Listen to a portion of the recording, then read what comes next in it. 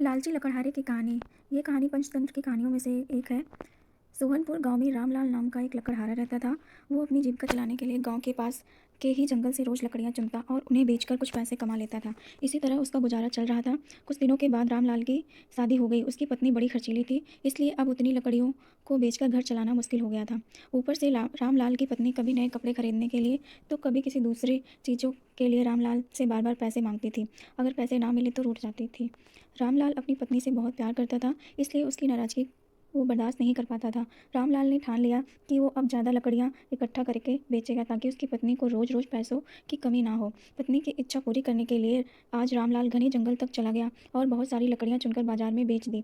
ज़्यादा लकड़ियों के ज़्यादा पैसे मिले तो खुश होकर रामलाल ने सारे पैसे अपनी पत्नी को दे दिए। अब रोज़ रामलाल ऐसा ही करने लगा। देखते ही देखते उसके मन में लालच इतना बढ़ गया कि उसने धीरे धीरे पेड़ काटना भी शुरू कर दिया।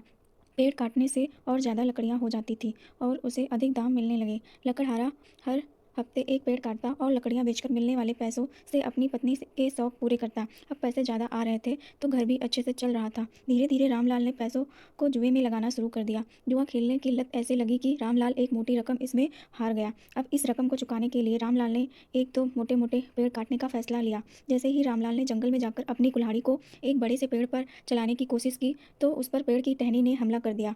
रामलाल चौंक गया, फिर उसे पेड़ की एक टहनी ने लपेट लिया। रामलाल कुछ समझ नहीं पाया कि यह सब क्या हो रहा है। तभी पेड़ से आवाज़ आई, मूर्ख, तू अपने लालच के चक्कर में मुझे काट रहा है। तू सारे पैसे जुए में लुटा देता है और फिर पैसे लौटाने के लिए पेड़ काटने आ जाता है। तुझे पता है कि पेड़ कितने कीमती होते हैं? हमारे अंदर भी जान बसती है और हम तुम इंसानों को जीने के लिए हवा धूप में छाया और भूख को शांत करने के लिए फल देते हैं, लेकिन तू अपने स्वार्थ के लिए हमें ही काट रहा है। पेड़ ने कहा, आज तू रुक यहीं कुल्हाड़ी, मैं अब तेरे ऊपर चलाऊंगी। पेड़ की टहनी कुल्हाड़ी से रामलाल पर वार करने ही वाली थी कि वह गिड़गिड़ाने लगा। उसने माफ़ी मांगते हुए कहा, मुझसे गलती हुई है, लेकिन मुझे सुधरने का एक मौका दो। अगर आप मुझे मार दोगे तो मेरी पत्नी का क्या होगा? वो अकेले पड़ जाएगी। आज से मैं किसी पेड़ को नहीं काटूंगा या पढ़ लेता हूँ। यह सब सुनकर पेड़ को रामलाल के ऊपर दया आ गई। उसने रामलाल को छोड़ दिया। छूटते ही रामलाल भागकर अपने घर गया और पैसों के लालच में न आने का संकल्प ले लिया। कहानी से हमें यह सीख मिलती है कि लालच में आकर पर्यावरण के साथ खिलवाड़ नहीं करना चाहिए। हमें ऑक्सीजन पेड़ से ही मिलती है, इन्हें काटकर हम खुद अपने जीवन में संकट को ला रहे हैं।